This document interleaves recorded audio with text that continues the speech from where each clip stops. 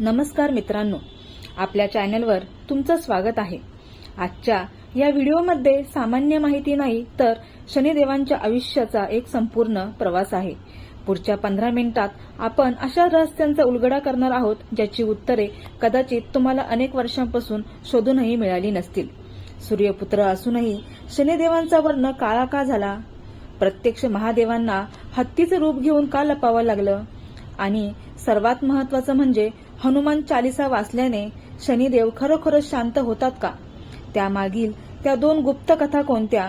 हा व्हिडिओ केवळ माहिती नाही तर तुमच्या अनेक शंकांचं समाधान आहे। त्यामुळे एकही सेकंद स्किप न करता व्हिडिओ शेवटपर्यंत नक्की पहा।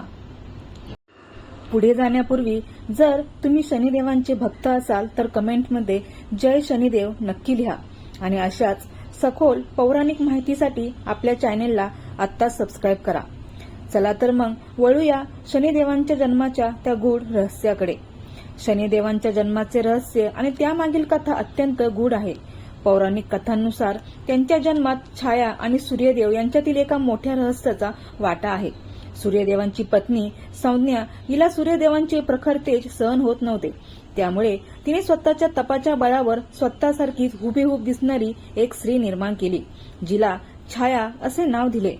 संज्ञा स्वतः तपश्चर्येसाठी निघून गेली आणि तिची प्रतिकृती छाया हीच सूर्यदेवांची पत्नी म्हणून राहू लागली।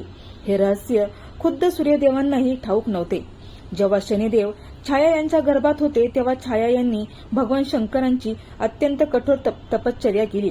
त्या इतक्या मग्न होत्या की त्यांनी स्वतःच्या खाण्यापिण्याचाही आणि प्रखर उन्हाची पर्वा केली नाही।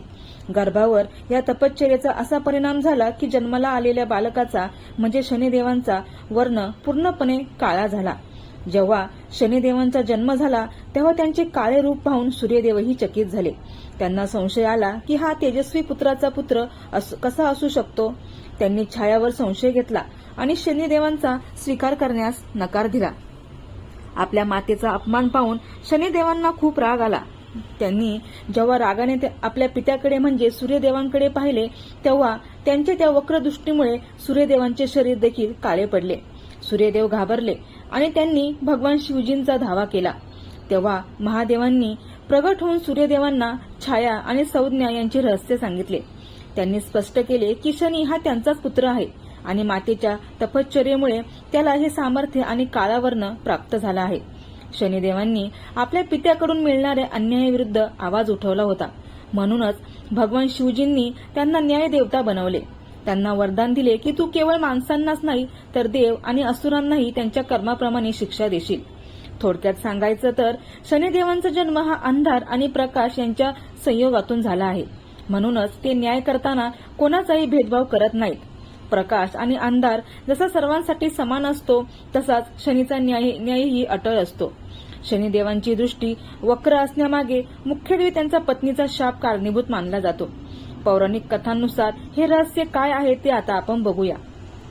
शनिदेवांचा विवाह चित्ररथ नावाच्या गंधर्वाची कन्या धामिनी हिच्याशी झाला होता। ती अत्यंत सती, साध्वी आणि तेजस्वी होती। तिची तपश्चर्या देखील खूप मोठी होती। एके दिवशी शनिदेवांची पत्नी त्यांच्याकडे एका इच्छेने आली, परंतु त्यावेळी शनिदेव आपल्या आराध्य दैवत भगवान श्रीकृष्णांच्या भक्तीमध्ये पूर्णपणे तल्लीन झाले होते। त्यांचे ध्यान इतके खोल होते की त्यांना आपल्या पत्नीची उपस्थिती जाणवली नाही। बराच वेळ वाट पाहिल्यानंतर पत्नीला असे वाटले की शनिदेव तिच्याकडे मुद्दाम दुर्लक्ष करत आहेत। क्रोधाच्या भरात आणि अपमानास्पद भावनेतून तिने शनिदेवांना शाप दिला की आजपासून तुम्ही ज्याच्यावर तुमची दृष्टी टाकाल त्यांचा नाश होईल आणि तुमची दृष्टी कायम वक्र राहील। जेव्हा शनिदेवांचे ध्यान पूर्ण झाले तेव्हा त्यांना झालेली चूक उमजली। पत्नीलाही आपल्या रागाचा पश्चाताप झाला, परंतु दिलेला शाप मागे घेता येत नव्हता। तेव्हापासून शनिदेवांनी ठरवले की आपण आपली दृष्टी नेहमी खालच्या दिशेला ठेवायची, जेणेकरून कोणाचेही विनाकारण नुकसान होऊ नये। शनिदेवांच्या वक्रदृष्टीचा परिणाम किती शक्तिशाली असू शकतो हे स्पष्ट करणारी एक अत्यंत प्रसिद्ध आणि पौराणिक कथा म्हणजे राजा विक्रमादित्याची कथा। ही कथा शनीच्या न्यायाचे आणि त्याच्या दृष्टीचे प्रभावाचे सविस्तर वर्णन करते। राजा विक्रमादित्य हा आपल्या न्यायप्रियतेसाठी आणि पराक्रमासाठी ओळखला जात असे। एकदा त्याच्या दरबारात 9 ग्रहांमध्ये सर्वात श्रेष्ठ कोणता ग्रह आहे या विषयावर चर्चा सुरू झाली. सर्व ग्रहांनी आपापले महत्त्व सांगितले. पण जेव्हा शनिदेवांची वेळ आली तेव्हा विक्रमादित्याने अनावधानाने शनीला इतर ग्रहांच्या तुलनेत कडक किंवा क्रूर मानले. हे ऐकून शनिदेव अत्यंत क्रोधित झाले आणि त्यांनी राजाला बजावले, राजा, तू माझ्या शक्तीला ओळखले नाहीस. लवकरच तुला माझ्या वक्रदृष्टीचा अनुभव येईल. काही काळानंतर राजा विक्रमादित्यावर शनीची साडेसाती सुरू झाली. शनिदेव एका घोड्याच्या व्यापाऱ्याचे रूप घेऊन राजाच्या राज्यात आले. त्याच्याकडे एक अतिशय देखणा आणि चपळ घोडा होता. राजाला तो घोडा आवडला आणि त्याची चाचणी घेण्यासाठी राजा त्यावर स्वार झाला. पण राजा स्वार होताच त्या घोड्याने हवेच्या वेगाने धाव घेतली आणि राजाला एका घनदाट जंगलात नेऊन सोडले, जे त्याच्या राज्यापासून शेकडो मैल दूर होते. जंगलात भटकत असताना राजा एका परक्या नगरात पोहोचला. तिथे एका व्यापाऱ्याने त्याला चोरीच्या संशयावरून पकडून दिले. राजाची ओळख पटली नाही आणि शनीच्या वक्रदृष्टीमुळे नशिबानेही साथ दिली नाही. न्यायाधीशाने राजाचे हात आणि पाय कापण्याची शिक्षा सुनावली. एकेकाळचा चक्रवर्ती सम्राट आता अपंग होऊन रस्त्यावर पडला होता. एका तेली माणसाने राजाची दया येऊन त्याला आपल्या घरी नेले आणि त्याला घाण्यावर बसवून बैल हाकण्याचे काम दिले. राजा तिथे बसून कष्ट करू लागला. एके रात्री राजाने अत्यंत मधुर आवाजात गायन सुरू केले. त्या नगराच्या राजकुमारीने ते गायन ऐकले आणि ती त्या गायकावर मोहित झाली. तिने त्याच अपंग व्यक्तीशी लग्न करण्याचा हट्ट धरला. जेव्हा साडेसातीचा काळ संपत आला तेव्हा शनिदेव राजासमोर प्रकट झाले. राजाने हात जोडून विनंती केली की हे शनिदेवा, मला दिलेली शिक्षा अत्यंत कठोर होती, पण माझ्यासारखा त्रास इतर कोणालाही देऊ नका. राजाचा संयम आणि त्याची सहनशक्ती पाहून शनिदेव प्रसन्न झाले. त्यांनी राजाचे कापलेले हात आणि पाय पुन्हा पूर्ववत केले आणि त्याला त्याचे वैभव परत दिले. शनीची वक्रदृष्टी जेव्हा पडते तेव्हा राजाचा रंक व्हायला वेळ लागत नाही, पण तो स्वतः महादेव असोत किंवा राजा विक्रमादित्य. वक्रदृष्टीचा परिणाम केवळ शिक्षा देणे हा नसून माणसाच्या धैर्याची आणि कर्माची परीक्षा घेणे हा असतो. जो व्यक्ती अहंकार सोडून शनिदेवांसमोर नतमस्तक होतो त्याला वक्रदृष्टीचा त्रास कमी होतो आणि शेवटी शुभ फळ मिळते. शनिदेवाच्या वक्रदृष्टीचा परिणाम किती अटळ असतो हे दर्शवणारी दुसरी अत्यंत रंजक कथा म्हणजे भगवान शिव आणि शनिदेव यांची कथा. ही कथा आपल्याला सांगते की प्रत्यक्ष महादेव सुद्धा शनीच्या दृष्टीच्या प्रभावापासून सुटू शकले नाहीत. एके दिवशी शनिदेव कैलास पर्वतावर भगवान शंकरांना भेटायला गेले.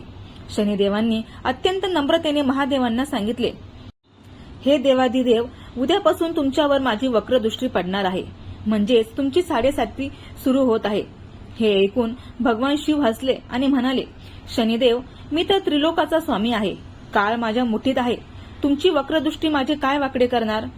शनिदेवांनी शांतपणे उत्तर दिले, प्रभू, हे माझ्या कर्तव्याचे फळ आहे, जे प्रत्येकाला भोगावेच लागते.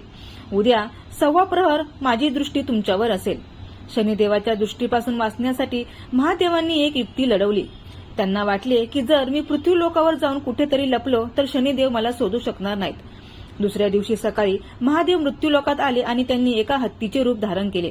ते एका घनदाट अरण्यात जाऊन लपले, जेणेकरून शनिदेवांची नजर त्यांच्यावर पडणार नाही.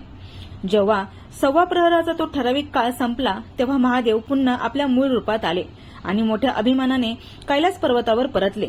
तिथे शनिदेव आधीच त्यांची वाट पाहत होते.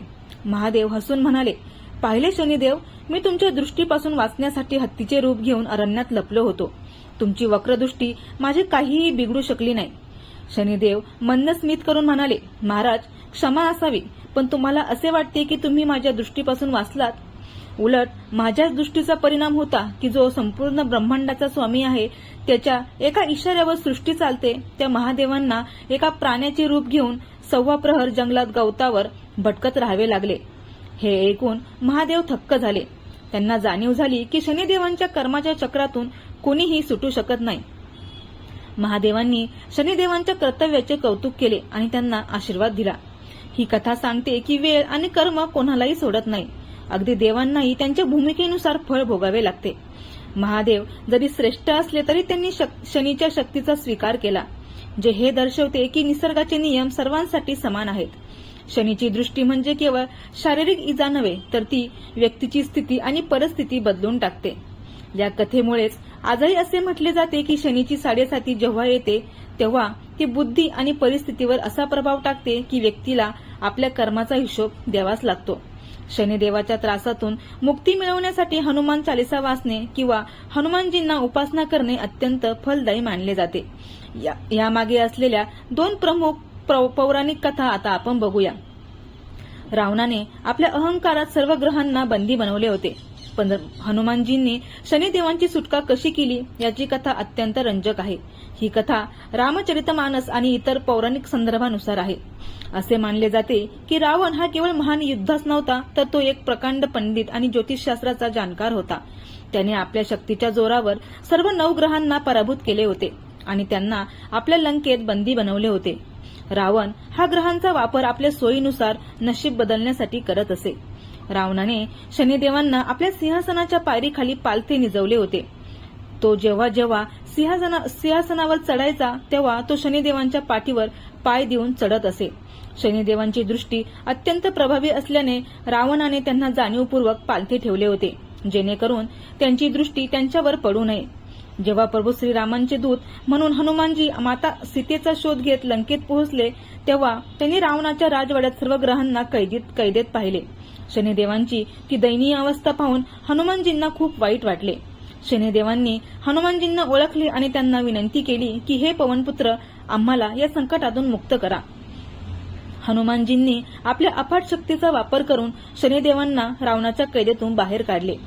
जेव्हा हनुमानजींनी शनिदेवांना सरळ केले आणि त्यांना मुक्त केले, तेव्हा शनिदेवांनी सुटकेचा निश्वास सोडला। मुक्त होताच शनिदेवांची पहिली दृष्टी रावणाच्या लंकेवर पडली। असे मानले जाते की शनिदेवांच्या त्या क्रूर दृष्टीमुळेच रावणाच्या विनाशाची आणि लंकेच्या दहनाची ठिणगी पडली। रावणाच्या तावडीतून सुटका केल्यानंतर शनिदेव हनुमानजींवर अत्यंत प्रसन्न झाले। त्यांनी हनुमानजींना विचारले की तुम्ही माझ्यावर मोठे उपकार केले आहेत, त्या बदल्यात मी तुम्हाला काय देऊ? तेव्हा हनुमानजींनी एकच मागणी केली, माझ्या भक्तांना तुमच्या साडेसातीचा किंवा वक्रदृष्टीचा त्रास होऊ नये। शनिदेवांनी हे मान्य केले आणि वचन दिले की जो व्यक्ती शनिवारी तुमची पूजा करेल, हनुमान चालिसा वाचेल किंवा शेंदूर अर्पण करेल, त्याला माझा कधीही त्रास होणार नाही। उलट माझे आशीर्वाद त्याच्या पाठीशी कायम राहतील।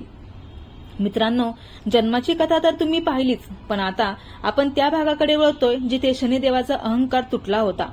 जर तुम्हाला ही माहिती आवडत असेल तर व्हिडिओला एक लाईक नक्की करा, कारण तुमच्या एका लाईकमुळेच आम्हाला असे व्हिडिओ बनवण्यासाठी प्रोत्साहन मिळते। दुसरी कथा आहे ती हनुमानजी आणि शनिदेव यांच्यातील युद्धाची कथा। ही कथा अत्यंत रोमांचक आहे। ही कथा मुख्यत्वे शनीचा अहंकार आणि हनुमानजींची प्रभू श्रीरामांवरील अढळ भक्ती यांचे दर्शन घडवते। पौराणिक कथेनुसार एकदा शनिदेवांना आपल्या शक्तीचा आणि कोणालाही पराभूत करण्याच्या क्षमतेचा खूप गर्व झाला होता। त्यांना वाटले की सृष्टीतील कोणताही प्राणी किंवा देव माझ्या वक्रदृष्टीपासून वाचू शकत नाही। याच अहंकारात ते हनुमानजींकडे गेले। त्यावेळी हनुमानजी एका शांत ठिकाणी बसून आपल्या आराध्य देवतेच्या म्हणजेच प्रभू श्रीरामांच्या ध्यानात पूर्णपणे मग्न होते। शनिदेव हनुमानजींसमोर प्रगट झाले आणि गर्जना करून म्हणाले, हे वानरराज, तुझे डोळे उघड। मी सूर्यपुत्र शनी तुला सावध करण्यासाठी आलो आहे। आजपासून तुझ्या राशीत माझे आगमन होत आहे आणि माझी साडेसाती तुला भोगावीच लागेल। माझ्यापासून वाचणे कोणालाही शक्य नाही। हनुमानजींनी शांतपणे डोळे उघडले आणि म्हणाले, शनिदेव, मी सध्या माझ्या प्रभूंच्या ध्यानात आहे। कृपया माझ्या भक्तीत अडथळा आणू नका आणि शांतपणे इथून निघून जा। पण शनिदेवांना आपला अपमान वाटला आणि त्यांनी हनुमानजींचा हात पकडून त्यांना युद्धासाठी प्रवृत्त करण्याचा प्रयत्न केला। जेव्हा शनिदेव ऐकायला तयार नव्हते, तेव्हा हनुमानजींनी त्यांना धडा शिकवण्याचे ठरवले। शनिदेवांनी हनुमानजींच्या खांद्यावर स्वार होण्याचा प्रयत्न केला। त्या क्षणी हनुमानजींनी आपले शरीर विशाल करायला सुरुवात केली। हनुमानजी इतके मोठे झाले की शनिदेव त्यांच्या खांद्यांमध्ये आणि छताच्या मध्ये चिरडले जाऊ लागले। हनुमानजींनी आपली लांब शेपटी शनिदेवांभोवती गुंडाळली आणि त्यांना घट्ट जखडून टाकले। प्रभू श्रीरामांचे कार्य पूर्ण करण्यासाठी हनुमानजी वेगाने उड्या मारू लागले आणि डोंगरावरून धावू लागले। यामुळे शेपटीत अडकलेले शनिदेव वारंवार दगडांवर आणि काट्याकुट्यांवर आदळू लागले। त्यांच्या अंगाला ठिकठिकाणी जखमा झाल्या आणि ते रक्ताने माखले गेले। शनीची सर्व शक्ती हनुमानजींच्या या अफाट वेगासमोर निष्प्रभ ठरली। प्रचंड वेदनेने व्याकुळ झालेल्या शनिदेवांनी शेवटी आपली हार मान्य केली। त्यांनी ओरडून सांगितले, पवनपुत्र, मला क्षमा करा। तुमच्या शक्तीचा अंत मला लागला नाही। कृपया मला यातून मुक्त करा। हनुमानजींनी त्यांना सोडले, पण त्यापूर्वी शनिदेवांकडून एक महत्त्वाचे वचन घेतले। शनिदेवांनी वचन दिले की इथून पुढे जो कोणी तुमची मनापासून पूजा करेल त्याला मी माझ्या साडेसातीचा कोणताही त्रास होऊ देणार नाही. युद्धात झालेल्या जखमांमुळे शनिदेवांच्या अंगाची आग होत होती. तेव्हा हनुमानजींनी त्यांच्या जखमांवर मोहरीचे तेल लावले, ज्यामुळे त्यांना लगेच आराम मिळाला. याच कृतज्ञपोटी आजही शनिदेवांना तेल अर्पण करण्याची परंपरा आहे. या युद्धामुळे हनुमान चालीसा हे शनिपीडा दूर करण्याचे सर्वात प्रभावी साधन आहे. शनिदेव हे कर्माचे न्यायाधीश आहेत, पण जेव्हा त्यांना स्वतःच्या शक्तीचा गर्व झाला तेव्हा हनुमानजींनी त्यांचा अहंकार मोडून टाकला. अशा प्रकारे हे युद्ध केवळ दोन शक्तींमधील संघर्ष नव्हता, तर तो भक्तीच्या शक्तीने कर्माच्या कडक नियमांवर मिळवलेला विजय होता. आता शनिदेवाचे वाहन कोणते ते आता आपण बघूया. पौराणिक कथांनुसार शनिदेवाचे वाहन म्हणून केवळ कावळा प्रसिद्ध असला तरी ज्योतिष आणि धर्मग्रंथानुसार शनिदेवाची एकूण 9 वाहने मानली जातात. शनिदेव कोणत्या वाहनावर स्वार होऊन तुमच्या राशीत प्रवेश करतात यावरून त्या साडेसातीचे फळ ठरते. सर्वात पहिलं वाहन आहे तो म्हणजे कावळा. शनिदेवाचे सर्वात मुख्य आणि ओळखीचे वाहन म्हणजे कावळा. कावळा हा पक्षी अत्यंत चपळ आणि सतर्क मानला जातो. जेव्हा शनिदेव कावळ्यावर स्वार होऊन येतात तेव्हा समाजात कलह, वाद आणि अशांती वाढण्याची शक्यता असते असे मानले जाते. दुसरं वाहन म्हणजे हत्ती. हत्ती हे शनिदेवांचे अत्यंत शुभ वाहन मानले जाते. जेव्हा शनिदेव हत्तीवर स्वार होऊन तो एखाद्या राशीत प्रवेश करतात तेव्हा त्या व्यक्तीला लक्ष्मीची प्राप्ती, सुख समृद्धी आणि सरकारी कामात यश मिळते. तिसरं वाहन म्हणजे घोडा. घोडा हे शक्ती आणि वेगाचे प्रतीक आहे. शनिदेव घोड्यावर स्वार असतील तर शत्रूंवर विजय मिळतो आणि अडकलेली कामे वेगाने पूर्ण होतात. हे वाहन अत्यंत शुभ मानले जाते. चौथं वाहन म्हणजे मोर. मोर हे वाहन अतिशय शुभ मानले जाते. या काळात व्यक्तीचे नशीब चमकते, घरातील वातावरण आनंदी राहते आणि कष्टाचे योग्य असे फळ मिळते. पाचवं वाहन म्हणजे सिंह.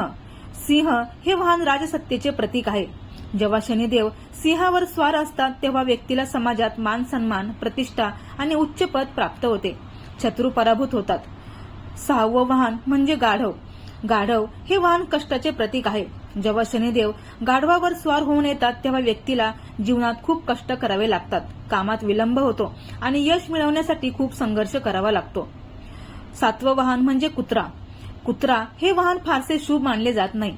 या काळात चोरीची भीती, कुटुंबात मतभेद किंवा आरोग्याच्या समस्या जाणवू शकतात. या काळात सतर्क राहणे आवश्यक असते. आठवं वाहन म्हणजे गिधाड. गिधाड हे वाहन अशुभ मानले जाते. जेव्हा शनिदेव या वाहनावर स्वार असतात तेव्हा मानसिक चिंता, आजारपण किंवा घरात कोणाला तरी दुःख सोसावे लागण्याची शक्यता असते. नववं वाहन म्हणजे म्हैस. म्हैस हे वाहन मिश्र किंवा मध्यम फळ देणारे मानले जाते. या काळात कामे पूर्ण होतात, पण त्यासाठी थोडा विलंब लागू शकतो. आता ज्योतिषशास्त्रानुसार जेव्हा शनिदेव नवीन राशीत प्रवेश करतात तेव्हा त्या दिवसाचे नक्षत्र आणि तिथी यावरून शनिदेवांचे वाहन ठरवले जाते. तर मित्रांनो, ही होती शनिदेवांच्या जन्माची आणि त्यांच्या शक्तीची संपूर्ण गाथा. तुमच्या आयुष्यात कधी शनीची साडेसाती आली आहे का? किंवा तुम्हाला शनिदेवाचा कोणता अनुभव आला आहे? कमेंटमध्ये नक्की शेअर करा. हा व्हिडिओ आपल्या मित्रपरिवारासोबत शेअर करा, जेणेकरून त्यांच्यापर्यंतही ही सत्य माहिती पोहोचेल. भेटूया पुढच्या अशाच एका रहस्यमयी व्हिडिओमध्ये. तोपर्यंत सर्वांना श्री स्वामी समर्थ. धन्यवाद.